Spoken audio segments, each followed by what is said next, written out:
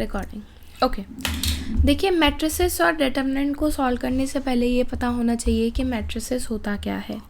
तो बहुत ही simple language में अगर मैं बात करूँ तो मैट्रिसेस का मतलब होता है बच्चे simple arrangement of the numbers into the row and column. अब रो एंड कॉलम क्या होता है मैट्रिक्स की दुनिया में?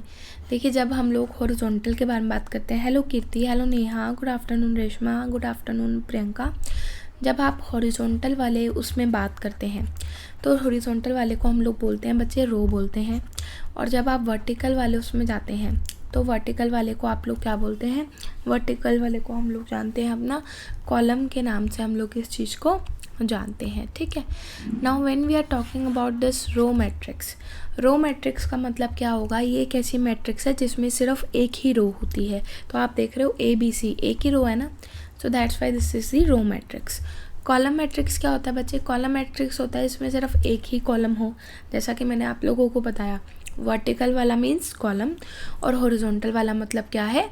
हॉरिजॉन्टल वाला मतलब जो है आप लोगों का, थैंक यू ज़हूर, हॉरिजॉन्टल वाला आप लोगों का क्या हो जाता है? हॉरिजॉन्टल वाला आप लोगों का रो हो जाता है, ठीक है। Then we have the case of the zero or null matrix. तो बच्चे ज़ीरो और नल मैट्रिक्स हमारा क्या होता है? ज़ीरो और नल मैट्रिक्स होता है जिसके अंदर कुछ है ही नहीं, ठीक है। जीरो का मतलब क्या होता है? शून्य।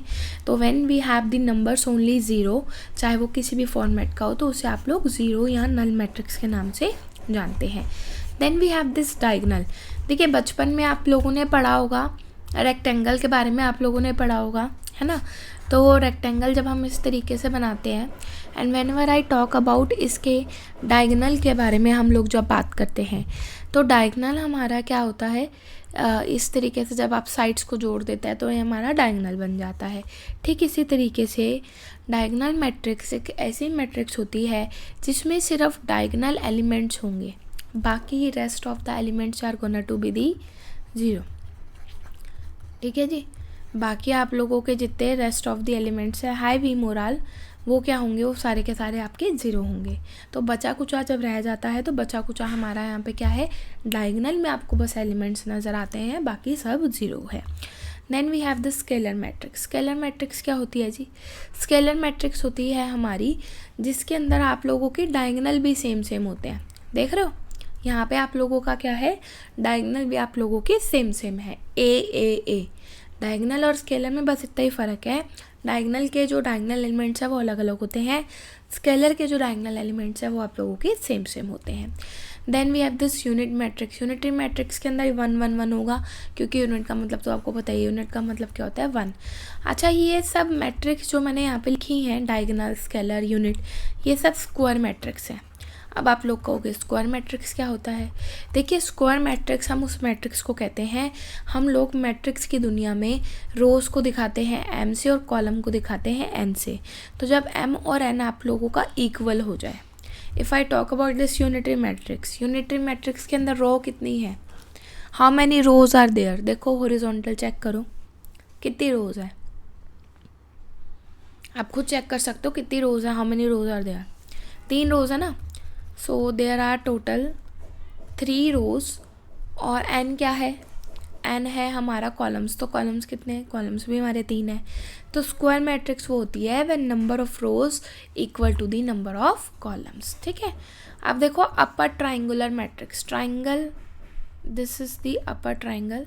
तो अपर ट्राइंगल में एलिमेंट्स होंगे, बाकी rest of the elements are 0, और लोअर ट्राइंगल में, लोअर में आप लोगों को सिर्फ एलिमेंट्स देखने के लिए मिलेंगे, बाकी आप लोगों का जो रेस्ट ऑफ द एलिमेंट्स है they are gonna to be 0, ठीक है। अभी मैट्रिक्स की दुनिया में हम लोगों ने डिटर्मिनेंट्स को कैसे सॉल्व करना है इसके बारे में हम लोग पढ़ेंगे। तो देखिए जब हम लोग बात करते हैं 2x2 मैट्रिक्स की, तो 2x2 मैट्रिक्स में डिटर्मिनेंट को सॉल्व करना बहुत आसान है। कैसे करना है आप लोगों को?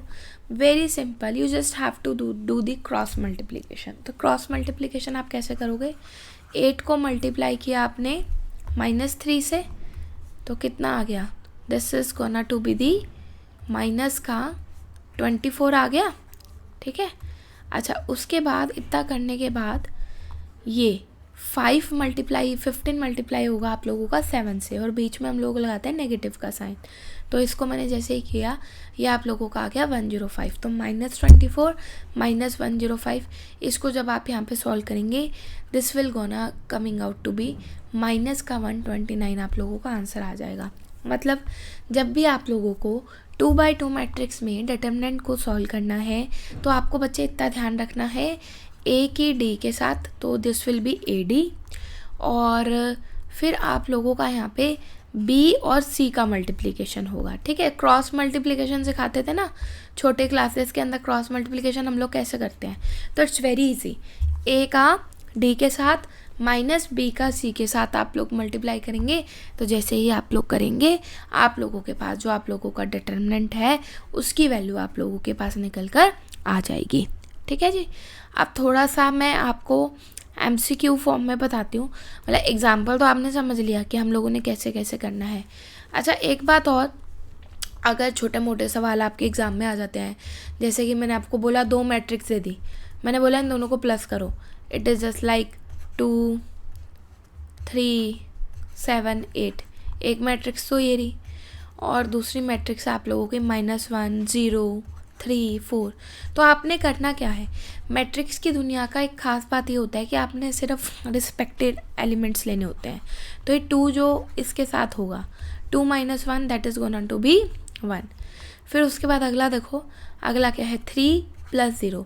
तो कहने का मतलब ये है, जब भी आप मैट्रिक्स में प्लस माइनस करते हो तो आपने इधर उधर कुछ नहीं करना, आपने उसके रिस्पेक्टेड के साथ ही उसको क्या करना होता है, प्लस करना होता है।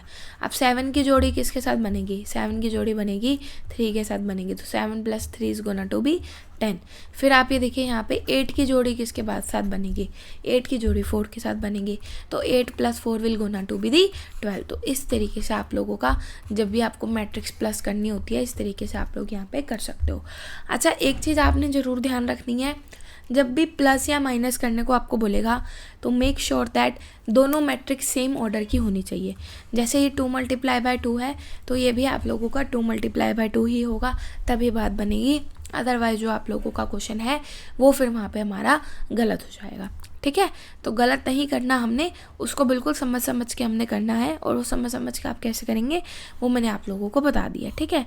अच्छा, मान लो अब छोटी मोटी चीज़ें हैं, मैंने आप लोगों को बोला 5p निकालो, तो 5p निकालने का मतलब क्या है, 5p निकालने का मतलब है इस p वाली मैट्रिक्स के साथ हर एक एलिमेंट के साथ आप 5 को मल्टीप्लाई कर देंगे।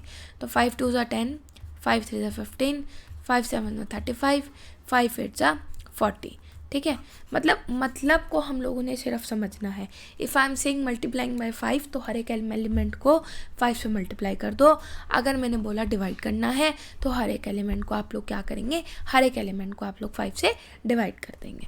ठीक है जी, यहाँ तक बात समझ आती है।